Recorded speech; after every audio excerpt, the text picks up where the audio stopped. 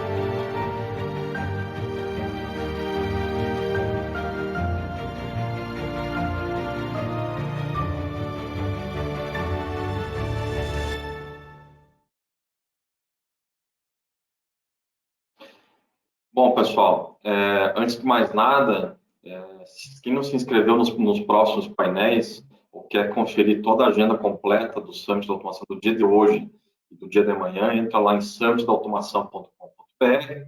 Não deixe de se inscrever na palestra de encerramento de amanhã. A palestra é com o Alan Costa. Ele vai falar sobre a inovação a partir das pessoas, né? A gente fala muito de tecnologia, mas ele vai falar inovação concreta a partir das pessoas. E vocês podem ficar à vontade também durante o painel de hoje, esse painel que a gente vai acompanhar agora, para fazerem perguntas. Tem um chat na lateral ali, um espaço de perguntas. Essas perguntas serão respondidas aí ao final do painel. Primeiramente, queria agradecer ao Ronaldo e ao Marcelo Filipac aí também. O Ronaldo Oliveira é da AWS. Ele é engenheiro mecânico pela Unesp de Bauru e tem mestrado em administração pela FGV de São Paulo. Atuou como gerente de produtos e canais de vendas em empresas como Serasa, Bematec, BM Sascar, e atualmente é o gerente de canais da Amazon Web Services, AWS, né? Responsável por parceiros de educação e saúde. Prazer estar contigo, Ronaldo. Tudo meu. E o Marcelo Filipac, a gente já se conhece, tanto o Ronaldo quanto o Marcelo, a gente já se conhece faz tempo, né? O Filipac, ele é vice-presidente de inovação da AFRAC, engenheiro eletrônico, advisor, programador, gerente e líder de equipes em vários países, com 30 anos de experiência no projeto de equipamentos em diversas empresas, como TOTS e Bematec.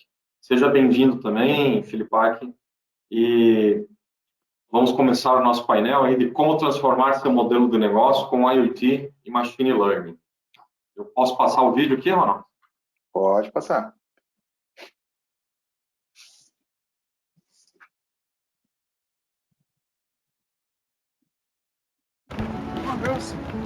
Hi.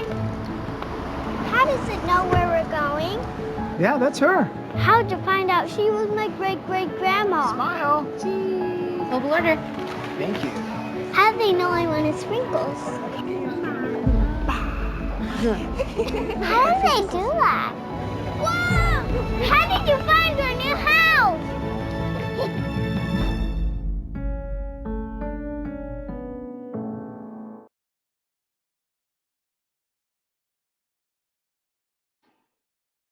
Excelente vídeo aí. Vou te passar o perfil do apresentador, aí você pode fazer a apresentação. Tá ok. Bom, vocês veem minha tela aí, só para confirmar. Rafa, Já estamos vendo. Então tá. Bom, primeiramente queria agradecer o convite, Rafa. Eu acho que é importante falar de Machine Learning, porque eu pedi para colocar esse videozinho? As decisões de Machine Learning hoje, elas estão acontecendo em tempo real em coisas que vocês nem estão vendo, né? gente tem hoje o Waze, a Lyft, até a parte de indicação de produto numa Dunkin' Donuts, tá? Tá indicando para você, pega aquele produto, e tudo isso já aconteceu. Então, a gente hoje aqui, às vezes, no Brasil, está pensando como é que eu vou usar essa tecnologia. Lá fora o pessoal já está usando, já está fazendo recomendações. Então, a ideia aqui era mostrar um pouquinho o que a Amazon está fazendo e como a gente pode ajudar vocês a pensar melhor fora da caixa em usar essa tecnologia. Primeiro, eu queria conceituar a computação em nuvem, né? Até porque quando a gente fala de nuvem ainda tem muito mal entendido, muita gente fala de nuvem privada, o que é a nuvem e tudo virou meio um jargão. Mas a gente usa uma coisa que a gente sempre compara com o modelo de utilities, que é a energia elétrica.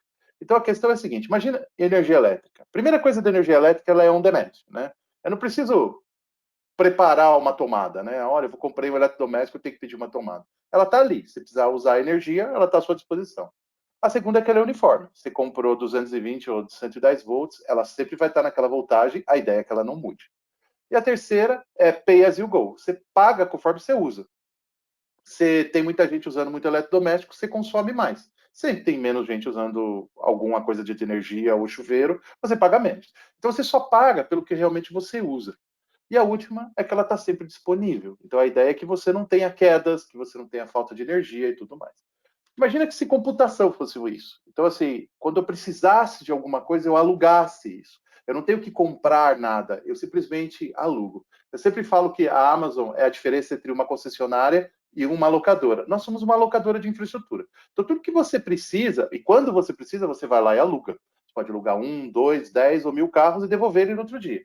Só que lembrando que computação, ela não é só o próprio servidor. Atrás do servidor você tem a questão do CDN, a base de dados, o storage e também o machine learning.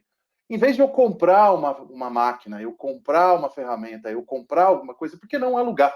Então, por quê? Você faz seu projeto, pode ser um projeto grande ou um projeto pequeno, terminou, o que você fez? Você desliga e não paga mais nada. Então, a ideia da cloud sempre foi isso. Então, às vezes eu sempre comento o mal entendido sobre, mas eu tenho uma nuvem pública, nuvem privada. Nuvem privada é um data center, ele não escala, você não paga por uso. Você comprou aquilo lá. Então, eu sempre gosto de desfazer esse mal entendido. E lembrando sempre que eu comparei de base de dados e tudo mais, mas quando você compara que você tem um data center, você tem outros custos. Você comprou uma parte do terreno, porque vai ter que ocupar uma sala, vai ter que ter cabeamento, energia elétrica. Então, realmente, nuvem é uma coisa que você aluga um carro em vez de comprá-lo. Você não tem custo de manutenção, você não tem nada. E aí a gente vem para a questão do machine learning. O machine learning ele tem crescido muito, né? Muitas empresas, principalmente lá fora, já estão investindo pesadamente em tomadas de decisão em machine learning. Você pode pegar desde um Tinder, como um Waze, como um Airbnb, eles estão te recomendando produtos o tempo todo. Então, essas tecnologias vão crescer muito, até para o ano de 2024, 75% das empresas que começaram a fazer testes e pilotos já vão ter implementado isso. E isso vai gerar uma transformação muito grande nos próximos 3 anos. Principalmente, a gente falou de emprego, né? Mas a gente falou também de como você operacionaliza cadeias de suprimento e recebimentos de produto. Isso vai aumentar a velocidade dentro da cadeia de suprimentos, tá? E aí, quais os usos que as pessoas têm feito na maioria das situações? Primeira questão é transformar a experiência de cliente, né? Recomendação de produto é um exemplo clássico, né? Você está no site da Amazon, além desse produto, quem comprou esse produto está comprando aquele outro. Decisões operacionais e comerciais, eu falo isso muito em cadeias de suprimento.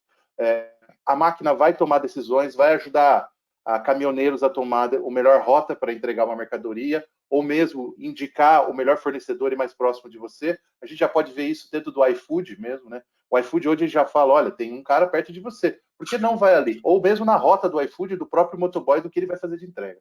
Essas decisões elas já estão sendo tomadas em questões operacionais e de rotas. E tomada de decisão, cada vez mais rápidas e melhores. Vou falar isso aqui particularmente até na parte de previsão de produto. Imagina que você está fazendo, a gente tem a famoso SIOP, né? Sales, Inventory Operation Planning, planejamento de estoque e tudo mais. Cada vez mais isso vai ser orientado pela máquina, porque ela vai olhar as estatísticas do que foi comprado e vai te recomendar outras decisões, ou por que você não pega mais aquele produto, olha, na última sazonalidade. Todas essas estatísticas elas estão sendo analisadas pela máquina e ela traz recomendações. Lembrando sempre, ela não vai substituir o ser humano, mas ela vai apoiar essa tomada de decisão. E o mais importante, eu acho que é trazer inovação para o modelo. Você sempre está testando coisas novas, você consegue ser mais rápido e inovar. E por que a gente da Amazon está falando tudo isso para vocês? Porque a gente tem uma experiência já que traz de longa data. Questão principalmente acabei de citar a Amazon Varejo, né, Amazon.com, a gente vende em torno de 4 mil produtos por minuto. Então você vai construindo uma base de dados e você vai vendo que aquele cara que comprou uma trena também comprou, às vezes, uma serra. Então, era aquela analogia da cerveja com a fralda, só que isso em tempo real e dados massivos, né?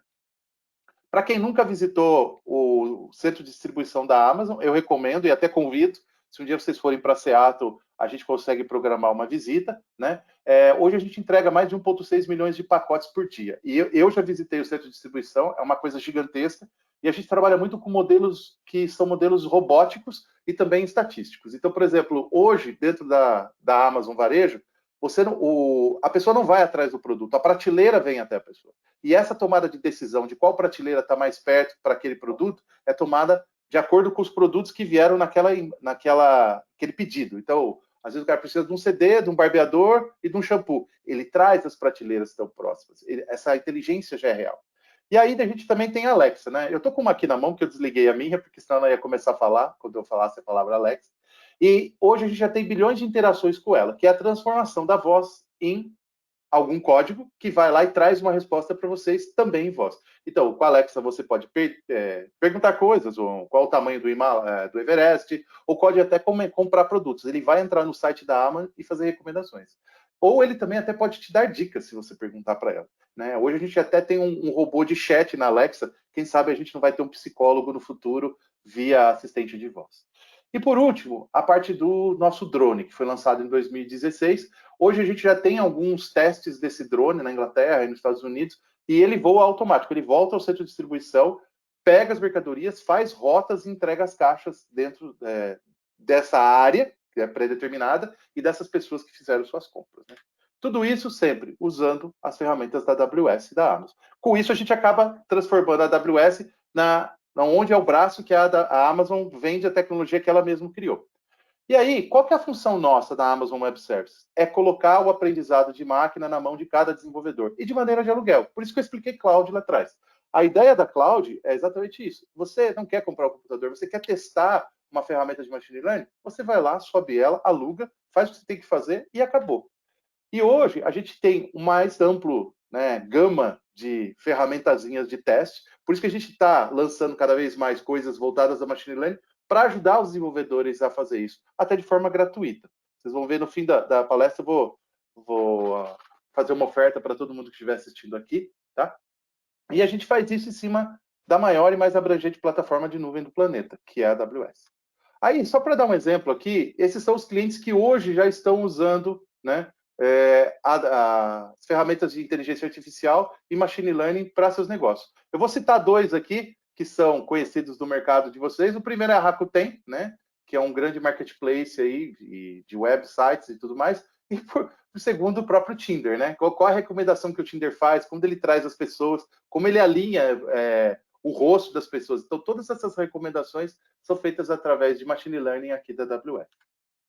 E lembrando, quem é a tecnologia que a gente usa, né? Eu vou fazer só um overview de tudo que a gente oferece para vocês. A gente tem desde os serviços de AI, que envolvem a parte de fala, que tem a ver com a Alexa, de texto, de análise, chatbots. A gente tem também uma parte de detecção de fraude, mas muitas dessas ferramentas estão muito aliadas ao SageMaker. O SageMaker é um estúdio que a gente tem para quando você vai treinar modelos estatísticos. Então, você treina um modelo estatístico. Lembrando também que a gente trabalha com as plataformas abertas, como o TensorFlow, o MXNet, né? O TensorFlow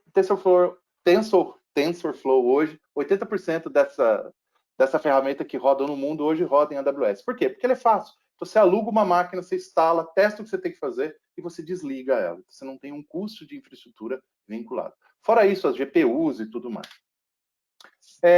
Uma coisa que eu sempre comento aqui, a gente tem um tipo específico de servidor que a gente aluga, que é as instâncias Inf, que elas têm uma visão de inferência. Então, quando você está testando alguma coisa, elas têm esse processador Nitro da Intel, que você aluga para fazer a sua análise do seu modelo. E ela tem uma velocidade muito alta para fazer esse tipo de coisa. Tá? E voltando aqui, né? Vou falar um pouquinho do SageMaker. O SageMaker é a nossa ferramenta de análise. Então, o que você vai fazer? Você vai jogar seus dados de imagem, né? Você vai preparar seu modelo, você vai construir ele, você vai treinar, né? Treinar e afinar, né? Posso falar desde gestão de imagem até dados estatísticos, e com isso você consegue fazer um deploy muito mais rápido, né? Você gerencia esse ambiente de forma muito mais rápida e consegue escalar ele, né? Um exemplo que eu vou trazer para vocês é a NFL, que é a Liga de Futebol Americano dos Estados Unidos. Eles tinham 3 terabytes de dados e mais de 1.500 horas de jogo. Então, eles precisavam de análise estatística. Imagina que cada bola de futebol americano tem uma tag de RFI e cada jogador também. Então, sabe quando você está assistindo o jogo, ele fala assim, ele está correndo não sei quantas jardas por segundo. Então, todas essas estatísticas, elas são feitas em tempo real e você traz os números em tempo real e joga isso para, né, o público que está assistindo o jogo. Lembrando que quando eu estou fazendo isso, o Machine Learning também vai fazer o quê? Ele vai dar uma previsão se ele vai conseguir fazer o ponto ou vai marcar o ponto ou não. Então, eu trago estatísticas rapidamente e mostro isso em tempo real, né? Aqui um exemplo de como é uma arquitetura em cloud. Então, você traz todos os dados, você mescla com os dados que você tem de estatística, né? Aqui a gente está usando uma plataforma open source, que é o Apache Kafka, né? E ele usa processadores de máquina para ele expandir e diminuir conforme você está acontecendo o jogo. Lembrando que o jogo, ele tem um tempo. Você vai alugar toda aquela plataforma somente para o momento do jogo, o que é muito interessante. Você precisa comprar uma máquina que vai ficar gigantesca, instalada lá, e que você só vai usar durante as horas do jogo. Se você levanta essa stack antes do jogo e desliga ela depois que ela acabou. Outro exemplo é a Thomson Reuters. A Thomson também é uma empresa que trabalha muito com dados e dados sigilosos, né? Principalmente que ela traz dados de bolsa, de valores e tal. Ela criou um ambiente fechado, que é o Security Content Workspace. Ele é um ambiente fechado de experimentação para ela fazer estatísticas de crescimento de bolsa de valores, de dados de mercado e tudo mais. Tudo isso, sim, ela não quis usar as ferramentas abertas, então ela construiu um ambiente seguro, com permissões, até para quem visse, mesmo ligado com o GitHub, né? Ela vai o tempo todo regulando e treinando os modelos internamente. Então é isso, gente. Eu acho que a ideia hoje, cada vez mais, é surpreender os clientes, né? E um exemplo que a gente dá aqui, e é uma ferramenta que também está disponível, é o Amazon. Opa, cliquei aqui. O Amazon Personalize, né? O Personalize. O que ele faz? Ele faz exatamente o que a Amazon.com faz em termos de recomendação de produtos. Então, quem comprou a Trena também comprou a Serra. E você pode instalar isso dentro do seu website e você vai treinando o modelo para ele afinar. Então, imagina que você tem um website só de venda, por exemplo, de automação comercial. Olha, quem comprou essa impressora também comprou aquele cabo. Então, você vai começando a entender o modelo de quem compra dentro do seu website. E, por fim, como a gente começa a fazer isso? A primeira coisa que eu sempre recomendo é treinar o time e o modelo, né? Pensar numa prova de conceito, e isso é a minha oferta, né? A gente ajuda e financia essas provas de conceito. Hoje a gente paga muita prova de conceito para o cliente testar. Se alguém de vocês estiver disposto a fazer um teste, eu apoio financeiramente a construção de modelos, tá ok? Exemplo de habilidades. A gente hoje tem o Deep Racer, é um evento que a gente faz com carros robóticos para ensinar o pessoal a como fazer essa programação, né? E a gente trabalha muito com o pessoal da EDX, da Coursera e da Udacity. Então, todos os treinamentos para aprender a mexer nas ferramentas da Amazon hoje estão disponíveis, né? Só para falar um pouquinho do Deep Racer, o Deep Racer é uma corrida que os programadores fazem, né? Então, o que acontece? Imagina uma empresa como a Bematec, ela decide fazer um curso de aprendizado de máquina. A gente chama todos os desenvolvedores dela, eles sentam, a gente leva os carrinhos, a gente constrói um lugar e cada uma das pessoas vai ter que programar o carrinho para ele correr e fazer 10 voltas num circuito fechado, sem ninguém pôr a mão nele. Aqui o exemplo é a Morningstar, é uma empresa lá americana, ela chamou 400 desenvolvedores dela e todos tiveram que montar times e fazer isso. Então, é um aprendizado divertido, todo mundo acaba aprendendo e usando a tecnologia numa coisa que ele visualiza, né? Fazer essas voltas aí e correr com a máquina. E, por fim, o Amazon Machine Learning Solution Labs. Então, é um laboratório de aprendizado que a gente apoia empresas, imagina que pode ser qualquer empresa que esteja presente aqui, a gente ajuda a construção de modelos, né, e financia isso para os clientes. Então, a gente oferece um crédito, o pessoal desenha alguma coisa, a gente apoia com o nosso time para fazer esses desenhos, e depois, se vocês quiserem ficar com o modelo, vocês ficam, caso contrário, não tem problema nenhum. E é isso, gente. Espero ter sido breve e rápido. Obrigado, Ronaldo. Eu vou passar a palavra agora para o Filipac. O Filipac faz a parte dele, a gente parte para as perguntas. O pessoal pode aproveitar aí, tá? No espaço do menu lateral, do lado direito, tem um espaço ali para perguntas. Vocês podem ir fazendo as perguntas de vocês ali e a gente vai, ao final aqui do painel, responder.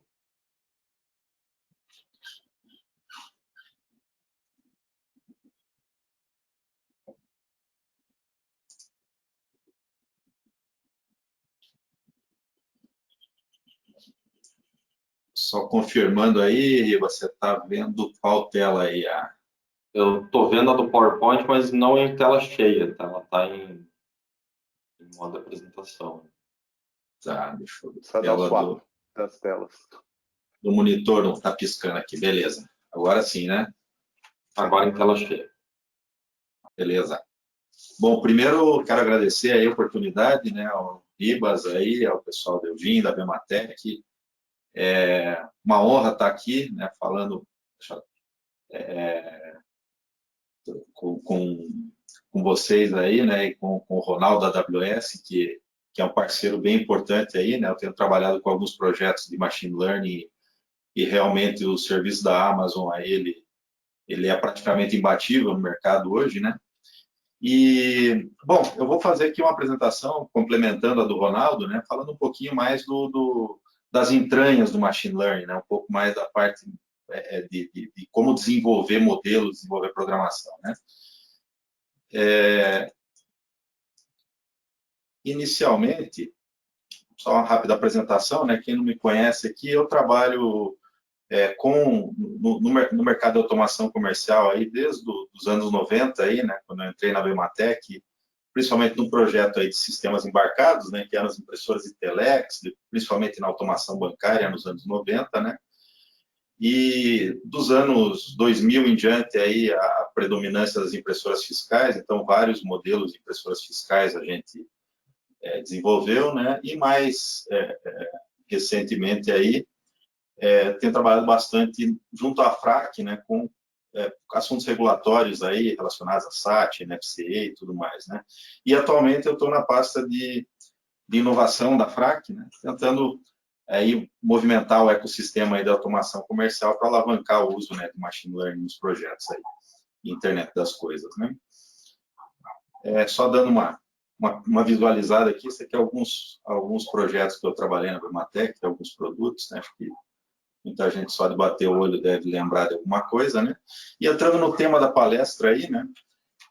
Bom, internet das coisas, né? Internet das coisas é a mesma coisa que telemetria, né? Se a gente lembrar, telemetria já nas primeiras corridas de Fórmula 1 lá que a gente via, já tinha lá computador Olivetti marcando a velocidade dos carros lá. Então, capturar dados de sensores, processar num computador e mostrar para alguém, né, para tomada de decisão, não é uma coisa nova, né? Mas o que muda agora é a intensidade, né, e a velocidade com que as coisas podem ser feitas, né? Essa figurinha aqui eu não vou tomar muito tempo explicando ela no detalhe, mas basicamente você tem um ambiente físico, né, onde as pessoas interagem com chaves, com coisas, e você tem sensores, né, nessa região também, e pode atuar numa lâmpada, num motor, enfim, no que quer que seja aí, né? Então, o ambiente típico onde a internet das coisas atua é em sensores e atuadores num determinado ambiente. Esses dados aí, num approach mais moderno, né, eles vão para um servidor que normalmente está na nuvem, né? E esse servidor tem lá informações que podem ser acessadas via uma aplicação no smartphone e tudo mais. Então, o ambiente de telemetria, ele está dentro disso aqui, olhando num nível bem alto, né? Agora, como eu falei, assim, fazer só telemetria, ou seja, colocar o dado e deixar disponível numa aplicação é uma parte do problema que pode até já dar um ganho bem interessante, dependendo da aplicação, né? Mas o Big Data, o que está acontecendo no mercado hoje, permite você pensar numa arquitetura mais interessante ainda do que só isso, né? Ou seja, eu posso pegar outros dados, né, próprio aplicativo que está rodando, do ERP, do sistema, dados fiscais, dados de documentos fiscais que são emitidos, dados de operações de pagamentos, de e-commerce, ou mesmo fazer web scraping, procurar coisas, enfim, em redes sociais, seja lá o que for, colocar tudo isso num data lake e enriquecer os dados que eu posso analisar, né? E para fazer isso, obviamente, você vai acabar caindo em alguma técnica de inteligência artificial para conseguir fazer isso, seja para modelar algum processo de decisão, né? Ou para executar em tempo real esse processo de decisão. Para escolher uma arquitetura no sistema de IoT, né, eu quebrei aqui em 3 partes. Né? Você tem uma etapa que são os sensores, né, do seu sistema de IoT, uma etapa que é Edge, aquela que roda mais local, e a parte que roda na nuvem. Né? Algumas decisões que são importantes. Né? Que tipo de sensor eu preciso para a minha aplicação? Né? Vídeo, temperatura, áudio, né? E acho que é importante ressaltar aqui o seguinte, né? O vídeo é uma informação que é muito rica, né? Ou seja, com certos processamentos que você faça, com uma simples imagem, você pode inferir N coisas, né? Um exemplo marcante disso foi justamente a Amazon Go, ali, que usa principalmente informação de várias câmeras aí para traquear a jornada do consumidor dentro da loja, o que ele pegou, né, e tudo mais. Então, vídeo é uma coisa que está ainda sendo explorada, né, vídeo e imagem em geral. Que tipo de interface eu vou usar, né, para o meu sensor? É um pouco mais tecniquez aí, Wi-Fi, Bluetooth, mas muito interessante se o teu sensor já for, entre aspas, sofisticado o suficiente que possa rodar um web service, de repente, você pode até cortar essa etapa do gateway, dependendo da tua aplicação, né, e ir direto para a nuvem. Precisa rodar com pouca energia, né? Se sair um pouco do ambiente de automação comercial, você for mais, sei lá, para o ambiente de agronegócio, por exemplo, onde você tem que deixar um sensor no meio de uma plantação lá, pode ser um fator relevante, né? E que processamento local eu vou fazer no âmbito do sensor, né? Então, normalmente, pré-filtros muito simples são necessários aí de se implementar no sensor para ele não ficar jogando muita informação lixo para cima, né? A camada intermediária, aí, o Edge, né, que é a parte, assim, um pouco mais de poder de processamento, ou no sensor você pode ter até processamento nenhum, né? Ele também tem várias coisas que você pode pensar. Uma delas ele possui uma interface isolada para os sensores, né? Você veja que eu falei aqui até de web service, né? Mas de repente você botar um monte de sensor na mesma rede que você está conectado na internet lá, você pode ter um serviço que não é muito robusto, né? Pode sofrer, alguém começa a ver um vídeo lá e daqui a pouco você ferra com a rede de sensores. Então, às vezes é importante você ter uma rede isolada, né, para os sensores aí.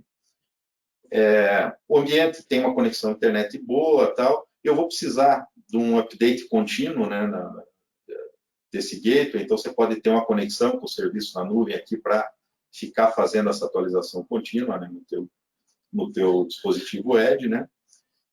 E aqui, normalmente, você vai fazer pré-filtros mais sofisticados e até mesmo ter a capacidade de rodar offline a tua aplicação, né? E, tipicamente, na nuvem, né, veja que isso aqui são escolhas que você precisa fazer quando você vai desenhar o teu sistema, né? Eu vou usar uma plataforma de IoT, né? O Ronaldo falou aí de alguns serviços que a Amazon já traz que você pode falar, não, vou pegar uma plataforma já meio pronta aqui, ela atende meu problema, vou usar ela, né? Vou usar uma plataforma de machine learning, digamos assim, mais rebuscada, ou vou fazer uma plataforma minha, né? Mas, em geral, o que você vai rodar na nuvem são serviços e modelos mais pesados, né, do que aqueles que você pode rodar localmente. Os modelos que você está rodando, eles podem sofrer uma atualização contínua. Você tem mais dado para treinar, você vai fazer um treinamento contínuo dessa rede. Dificilmente você vai fazer isso no ambiente Edge, você vai fazer isso no ambiente de retaguarda, né, no ambiente nuvem. Então, isso aqui só dando uma pincelada em algumas escolhas, né? Eu vou falar agora um pouquinho mais da parte de machine learning, né? Falei um pouquinho da mescla de IoT, mas, como eu falei, o que acontece é que com a IoT você começa a ter a capacidade de ter um montão de dados, né? Tem que processar isso aí. Mas machine learning, né, tem várias definições. A que eu mais gosto assim é essa aqui, né, que machine learning nada mais é do que a habilidade do computador de aprender sem ter sido explicitamente programado. Ou seja, eu coloco os dados, coloco alguma informação ou não naquele dado ali, ele vai aprender a partir daquela informação sem você escrever linhas de código para isso, tá? Quando a gente fala principalmente de deep learning, né, que são modelos, vamos dizer assim, um pouco mais pesados, não vou entrar muito no detalhe aqui, o que potencializou o combustível mais na última década, vamos dizer assim, foi o aumento, né, da disponibilidade de GPUs, da capacidade dessas GPUs, o Big Data, né, e muitos projetos colaborativos, né? Alguns que eu vou citar aqui, o ImageNet é um conjunto muito grande de imagens classificadas, o Word2Vec são alguns corpos de texto que são usados em treinamento de modelos, né? E os próprios frameworks, como o TensorFlow e outros tantos aí, que muito do código foi sendo feito de forma colaborativa, né? Você tem acesso ao fonte de boa parte deles. Só para visualmente, né, entender, veja o que aconteceu com o poder de processamento, né, nos últimos anos. Na verdade, assim, desde que começaram a surgir, né, computadores aí. Ela vem dobrando aí, né, a cada 18 meses, né, o que significa que em 2025, né, a capacidade, vamos dizer assim, computacional vai superar a capacidade do que os cérebros humanos computacionalmente fazem, né? Falando ainda um pouco de categorias de machine learning, muito rapidamente aqui, né, você tem técnicas que você vai usar que são supervisionadas, onde você tem os dados anotados, né? Por exemplo, se eu for fazer um algoritmo onde eu quero detectar gatos e cachorros, que é um problema clássico quando você está estudando machine learning, eu preciso ter cada imagem com um label associado, né? Isso é um cachorro, isso é um cachorro, isso é um gato, e vou usar esse tipo de dado marcado, né, com label para fazer isso. Uma etapa muito importante em projetos de machine learning é esse, né? Ou seja, se eu vou fazer um trabalho supervisionado, marcar bem, marcar corretamente esses dados, né? Outra categoria não supervisionada, onde, por exemplo, você pode fazer clusterização, né? Eu digo assim, tem um monte de fotos aqui de animais, vamos dizer assim, né? E aí eu falo, olha, me junte essas fotos aí de forma que tenha 3 categorias. Tem muitos algoritmos que eles vão acertar na mosca. Se for, por exemplo, aqui um conjunto que tem cachorro, gato e girafa, ele vai botar cachorros, gatos e girafas no mesmo grupo, sem que ninguém tenha anotado essas imagens, né? Só olhando o dado bruto, né? E uma que é o xodó, vamos dizer assim, onde provavelmente você vai ter uma explosão de ferramentas mais interessantes de machine learning, é o aprendizado por reforço. No aprendizado nesses dois aqui, você precisa de muito dado, vamos dizer assim, né? No aprendizado por reforço, você tem um ambiente onde o teu algoritmo de machine learning atua e ele vai aprendendo digamos assim, pela performance dele naquele problema. Exemplos disso, por exemplo, é você fazer um robô andar, né? Então, aqui são simulações de articulações e tal. Em vez de você ficar tentando inferir cada controle, como é que tem que ser, você dá, digamos assim, uma métrica, eu quero que esse robô ande rapidamente nesse percurso. E o algoritmo vai aprender a atuar nos motores e nos sensores visualizando os sensores dele para fazer esse objetivo, sem você precisar programar, ele vai atuar direto no ambiente, né? Bom, parece muito magia negra, né, essa coisa de machine learning, quando as pessoas olham assim, e eu gosto de fazer uma comparação muito simples, né, com machine learning, pegar assim, qual é um problema bem básico que eu podia usar, digamos assim, o conceito de machine learning para resolver, tá? E, na verdade, normalmente, quando você começa a estudar machine learning, são os exemplos que vêm primeiro. Imagine que eu tenha vários pontos aqui e eu quero achar um modelinho que é a melhor reta que se aproxima desses pontos, né? Ou seja, eu quero fazer um modelo que se chama de regressão linear para isso. Esse modelo ele vai ter 2 parâmetros, né? A inclinação da reta e o deslocamento da reta em relação ao eixo X aqui, né? Então, você tem esses 2 parâmetros. Se você for variando esses parâmetros aqui, a reta, até visualmente você fala, putz, isso aqui está dando um fit legal. Mas uma forma de de você, digamos assim, automatizar esse processo é medir a distância de cada ponto, o quanto ela errou da linha. Ele era para estar aqui, errou, né, esse azulzinho aqui. E a área desse quadrado aqui, você vai somando. Quanto maior a soma dessas áreas, pior o teu modelo está. E aí você bota o algoritmo lá, até, de certa forma, se você fizer isso de forma meio aleatória, até achar o mínimo desse negócio, você vai acabar achando um bom modelo para esse problema. Vou pular esse slide aqui. Na verdade é o seguinte, esse conceito, vamos dizer assim, de um regressor linear simples, ele é, de certa forma, a base das redes neurais. Ele está presente lá dentro, né? Só que, na verdade, a gente faz daí uma soma e passa por um modelo não linear depois para deixar o modelo mais, digamos assim, mais fácil de ele aprender algumas coisas. Mas se eu pegar, dar um salto gigantesco agora, né, desse modelinho que é pegar uma reta, se eu tiver um grid aqui de 28 por 28 pontos, que dá 784 entradas, vamos dizer assim, e quiser ter 10 entradinhas na saída, dizendo o que eu desenhar aqui tem que me acionar lá na ponta lá o número correspondente, né? Essa rede aqui, né, se a gente comparar com aquele probleminha bem simples lá, ela tem, em vez de 2 parâmetros, né, ela tem 93 mil parâmetros. Então, para você conseguir treinar uma rede, você tem que usar, enfim, técnicas de machine learning aí, que desenvolveram muito, na verdade, assim, que já tinha na década de 80, 90, muitas técnicas desenvolvidas, mas elas deram um salto aí de aplicabilidade, né, justamente pelo poder computacional, enfim, começou a ser possível testar e treinar esses modelos, né.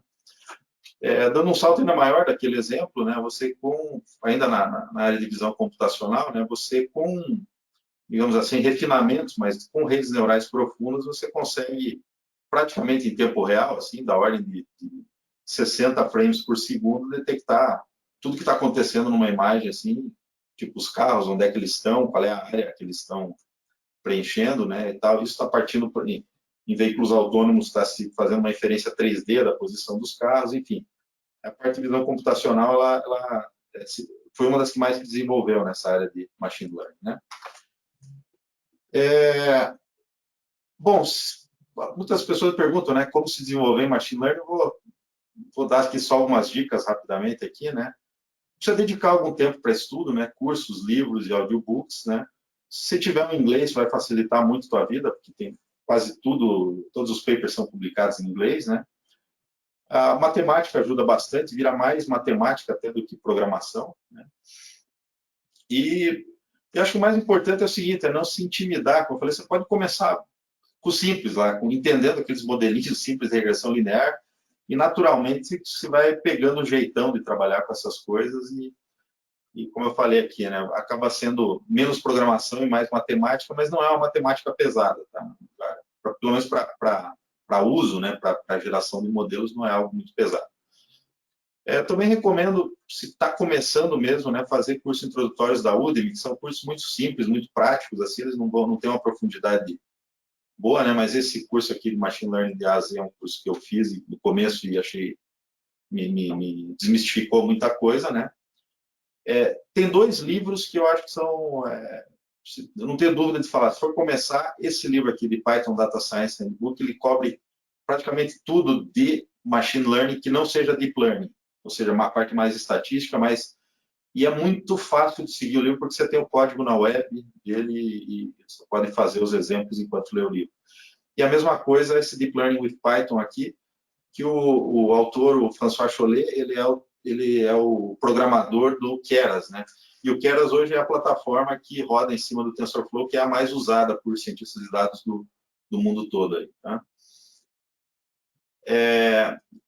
O Ronaldo até citou a Coursera, né? Tem cursos muito bons da Coursera aí. Esse curso do Andrew Ng aqui é fantástico, e ele vai num pace bem suave, vai te colocando nos conceitos e vai avançando de uma forma bem interessante. Você aprende muito com esse curso aqui.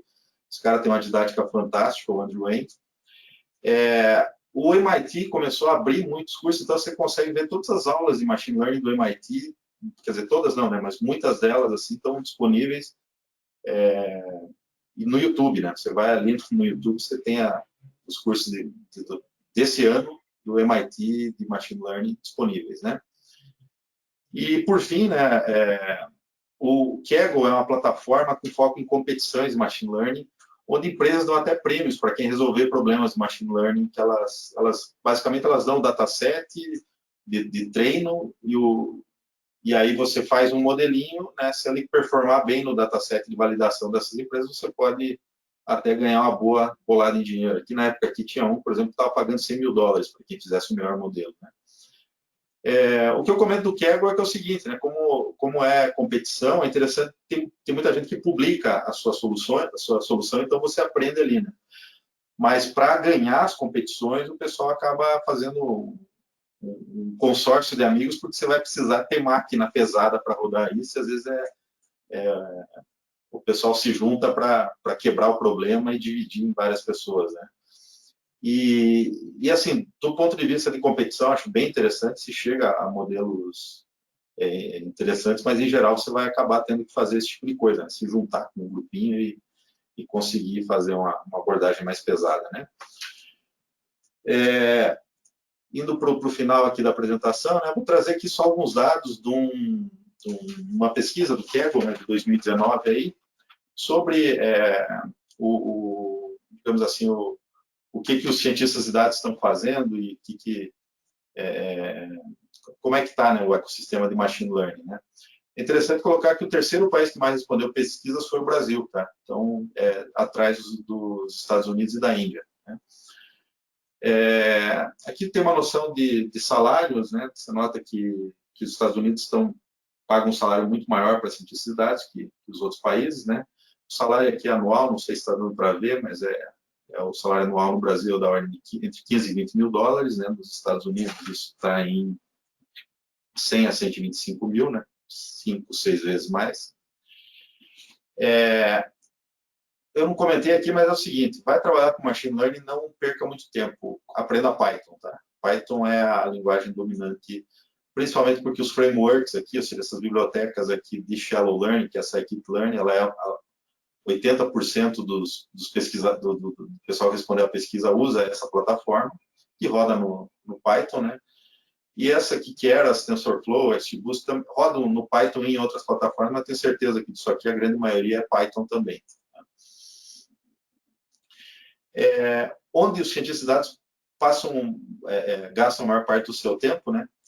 Analisar e entender dado, né? Se bem que 75%. Eu mesmo, em alguns projetos que eu trabalhei, na verdade, às vezes a gente passa, digamos assim, 2 semanas fazendo deploy e 4 meses, 5 meses fazendo o refinamento dos dados para os modelos, né? Depende da complexidade do projeto, obviamente.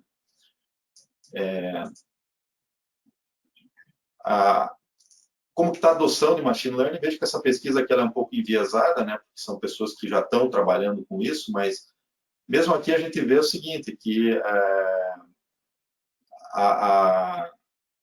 a minoria o que tem processos de machine learning bem estabelecidos, né? A grande maioria ou não usa aqui, não usa na empresa machine learning, é o pessoal que respondeu que está estudando por conta, né? Ou está numa fase mais exploratória ou indo para o deploy dos modelos, né? Eu acabei não falando muito aqui, né? Mas dentro das fases de um projeto de machine learning, você tem muitas vezes uma análise exploratória dos dados, muitas coisas que você faz até na tua máquina local.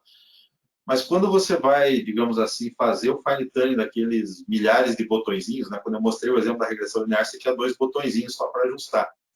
Quando você vai ajustar uma rede e treinar, muitas vezes você tem que, sei lá, variar 50 parâmetros numa rede, por exemplo. E aí você tem 2 escolhas, né? Ou você fica rodando na tua máquina e espera 1 ano o resultado dessa análise, né? Ou você, de repente, contrata um serviço da Amazon mais pesado de 1 dia lá e você vai ter essa resposta, em vez de 1 ano, em 1 dia você vai ter o fine tuning do teu modelo, né? E essa ordem de grandeza que eu estou dando aqui não é tão absurda, não, tá? Isso, dependendo da complexidade do problema, é o que acontece, né? Bom, basicamente é isso aí. A ideia era dar uma pincelada, né? É um tema amplo que dá para ficar falando aqui o dia todo, entrando em especificidades, né? Eu tentei mais dar uma pincelada sobre o que está acontecendo, né? O que dá para... Obrigado aí, Filipe. Obrigado, Ronaldo, também pelo painel de vocês. Antes de eu abrir para perguntas, o pessoal já começou a fazer algumas perguntas aqui. só para lembrar, vocês podem usar o menu lateral ali para fazer perguntas. Eu estou mandando agora no bate-papo um link onde, já para o próximo painel, né, para convidar vocês para o próximo painel, que começa agora às 11h30 da manhã, com o pessoal da Abras, né, o Márcio Milha da Abras e o Ricardo Francischini também, um painel bem interessante sobre tendências e oportunidades de negócio no segmento supermercadista. Eu queria fazer uma pergunta tanto para o Ronaldo quanto para o Filipac. Tendo em vista o uso do machine learning e a inteligência artificial, como é que vocês veem esse impacto no varejo, na automação comercial? Como é que vocês enxergam isso? Bom, para esse vou segmento? começar eu acho que é total. Na verdade, a gente pode pensar o seguinte, né? Você tem muita informação dentro do varejo, principalmente a parte de planejamento de vendas, o que você tem que ter no estoque, como você vai fazer a recompra. Quanto mais se automatizar isso e mais você tiver inteligência para essa automação, melhor é. Então, aquele cliente apareceu, quando ele apareceu, por que não recomendar um produto para ele, né? Um exemplo que eu dou clássico disso, eu acho muito legal, é o que o pessoal do Pão de Açúcar tem feito com o aplicativo de desconto. Então, ele sabe na loja o que tem, e o cliente estando lá, ele manda o ticket de desconto. Então, ele ajuda a sair mercadorias que estão paradas ou não. Então, como é que eu sei que essa pessoa entrou na loja? Como é que eu trabalho essas ofertas? Porque ele vai em um determinado tipo de loja, então ele está ali dentro, então eu consigo captar isso. E, além do mais, eu acho que tem questões que a gente poderia trazer até aí de filmes de ficção científica, como Minority Report, que no futuro, essa questão da própria câmera que é usada como segurança, ela vai ser usada para detectar que um cliente está lá. A Amazon Go faz isso, que o Filipac citou. Então, eu entendi que aquele cliente entrou dentro da minha loja. Eu sei que é o Ronaldo, eu sei o telefone do número do celular dele. Por que automaticamente eu não mando um cupom para ele pegar uma coisa na loja? Então, cada vez mais, como você entende e aumentar a venda, né? E como você usa os recursos tecnológicos para fazer coisas automatizadas e aumentar esse consumo. Então, assim, dá para fazer. Agora, como você se debruça sobre os dados. Então, eu acho que não é um caminho sem volta, né? Assim, mas sem dúvida, Ronaldo, acho que onde você olhar o processo de automação comercial, aí você já pode mostrar que já está tendo alguma coisa de machine learning acontecendo ali, né? Mas essa parte da jornada do consumidor é aquele negócio. Eu gosto muito de usar a China como exemplo, tá? Porque a China foi um mercado que, digamos assim, a adoção do telefone celular, do crédito, ela foi tardia, né? Então, era muito dinheiro na China e, de repente, entrou uma carteira digital lá, que é o WeChat Pay, né? Enfim, em pouco tempo, em questão de... Toda a transação financeira ocorre através do smartphone, né? Mas, para colocar no contexto da conversa do varejo aqui, hoje a China, sem dúvida, é um país onde você tem, digamos assim, um volume de dados, uma qualidade desse dado, de como as pessoas se comportam no varejo, que é diferente do que acontece no mundo inteiro. Tá? Enfim, até por questões de como o país, né, lida com a questão de privacidade das pessoas. Mas o lado que eu acho é o seguinte, né, mais para pensar aonde essa tecnologia te permite chegar, você começa a ter tão previsível como é que é o movimento das pessoas, como é que elas consomem e tal, que se torna possível toda a parte de cadeia de distribuição já prevê a demanda com uma precisão tão grande que a mercadoria é movida antes do pedido acontecer, né? Eu usei a China aqui como exemplo, mas não é exclusivo da China, né? Acho que lá as coisas têm que ter acontecido de uma forma mais rápida pela qualidade do dado. Mas os dados no mundo inteiro, né? Eles vão melhorar de qualidade, vão melhorar de disponibilidade, né?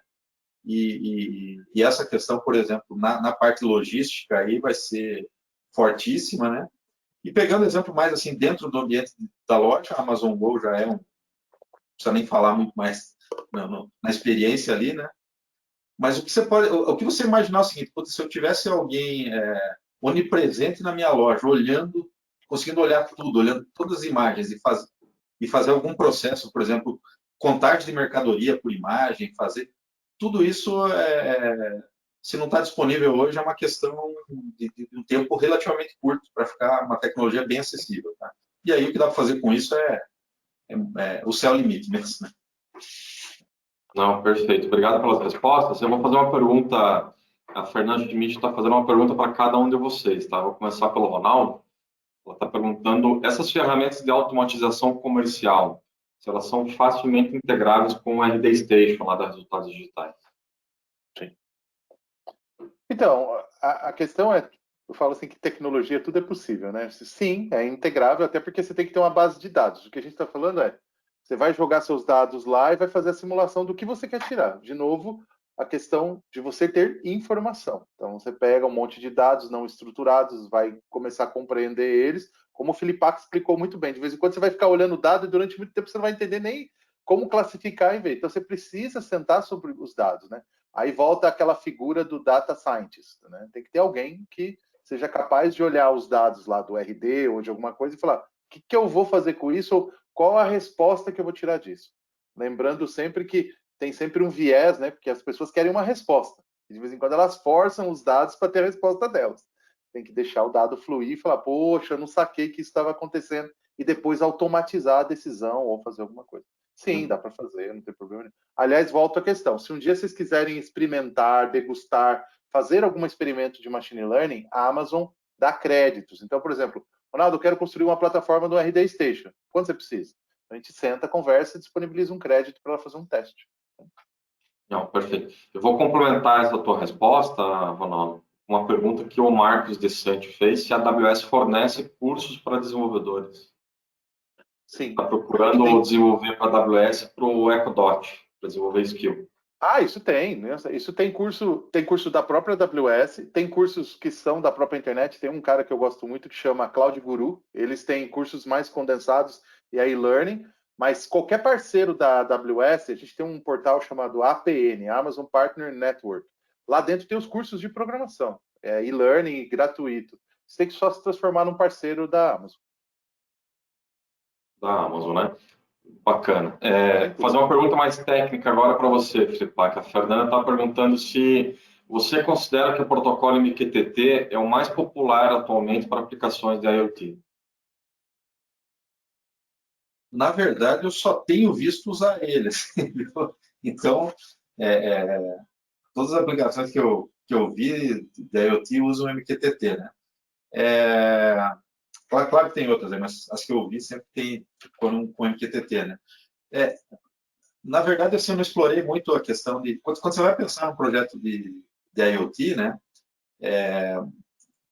Muitas vezes você tem a seguinte situação, né? Ou seja, o meu sensor está capturando uma informação ali e, em vez de ele ser, vamos dizer assim, né, consultado para capturar a informação dele, ele tem que jogar isso em algum lugar, né? Ou seja, tem que entregar lá para o servidor na nuvem e aí o MQTT é um protocolo bom para isso, ele garante meia entrega. Tá? Então, sem dúvida, é o mais usado. Tá? Para esse tipo de situação, onde eu quero garantir que o dado do meu sensor chegou no serviço na nuvem que vai fazer um processamento mais fino, vamos dizer assim, dessa informação. Né? Mas, mais uma vez, o dado lá tem que processar ele de alguma forma. Né? Acho que a segunda etapa é o machine learning. Muitas vezes é o machine learning. Agora eu vou fazer uma pergunta, pode ser para vocês dois, é o Márcio Rocha fazendo essa pergunta. Como estabelecer as fronteiras entre invasão de privacidade e o uso da inteligência artificial na melhoria da experiência do consumidor? Excelente pergunta. Sim. Hoje, pelo menos aqui na AWS, a gente tem sempre a questão da pessoa aceitar o que é o dado. Porque tem uma questão do dado anonimizado, né? Eu sei que alguém da idade X comeu iogurte, mas eu não sei que é o Rafael, né? Então, existe essa questão de eu usar dados para fazer análises. Existe uma questão de saber de quem é cada um desses dados, né?